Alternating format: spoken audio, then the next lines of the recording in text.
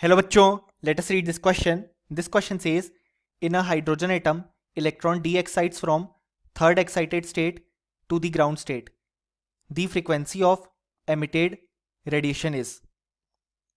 और हमारे पास ऑप्शन है, ऑप्शन ए 2 इंटू 10⁻15 पर सेकेंड, ऑप्शन बी 1.54 इंटू 10⁻15 पर सेकेंड, ऑप्शन सी 3.08 इंटू 10⁻15 पर सेकेंड, ऑप्शन डी 3.08 इंटू 10⁻−15 पर सेकेंड. सो इस क्वेश्चन में कहा गया है हाइड्रोजन एटम में इलेक्ट्रॉन डी एक्साइट होता है from third excited state to ground state. So इस रेडिएशन के लिए जो फ्रीक्वेंसी होगी वो कितनी होगी.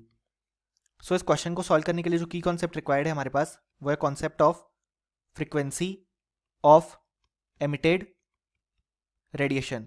सो यहाँ पे हमारे पास थर्ड एक्साइटेड स्टेट यानी कि N2 की वैल्यू है 4 और N1 की वैल्यू है 1 क्योंकि ग्राउंड स्टेट पे हमारे पास इलेक्ट्रॉन आ रहा है. सो यहाँ पे जो एनर्जी चेंज हो जाएगा डेल्टा ई वो हो जाएगा -13.6 into Z square multiplied by 1/N2 square minus 1/N1 square electron volt. So पहले तो हम यहाँ पे जो हमारे पास डेल्टा ई आएगा उसे अगर कैलकुलेट करें तो हो जाएगा -13.6 इंटू जेड की वैल्यू 1 है क्योंकि हाइड्रोजन एटम है जिसके लिए एटॉमिक नंबर है 1 अपॉन 1/4 स्क्वायर क्योंकि N2 है 4 minus 1/1 square electron volt. So यहाँ पे हम लिख सकते हैं delta E is equal to -13.6 into 1/16 minus 1 यानी कि डेल्टा ई की वैल्यू आ जाएगी -13.6 multiplied by -15/16. So delta E की वैल्यू हो जाएगी 12.75 इलेक्ट्रॉन वोल्ट. अब यहाँ पे जो ये एनर्जी चेंज हुआ ड्यूरिंग दिस रेडिएशन उसको हम लिख सकते हैं एच न्यू के बराबर.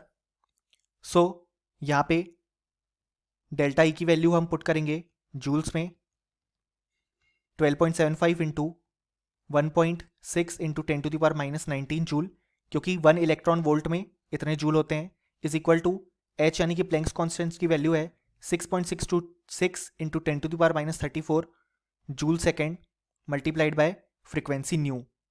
सो यहाँ पे जो हमारे पास फ्रिक्वेंसी न्यू आ जाएगी वो आ जाएगी यहाँ पे 12.75 into 1.6 into 10⁻⁻19 joule upon 6.626 into 10⁻34 joule second.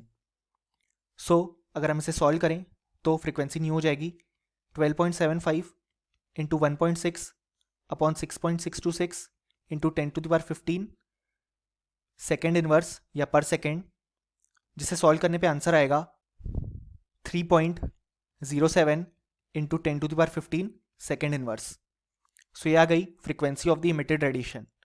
अगर हम यहाँ पे हमारे ऑप्शंस देखें तो यहाँ पे हमारे फाइनल रिजल्ट से जो क्लोजली मैच करता है ऑप्शन वो है ऑप्शन सी 3.08 इंटू 10⁻15 पर सेकेंड या सेकेंड इनवर्स और option A B and D incorrect हो जाएंगे.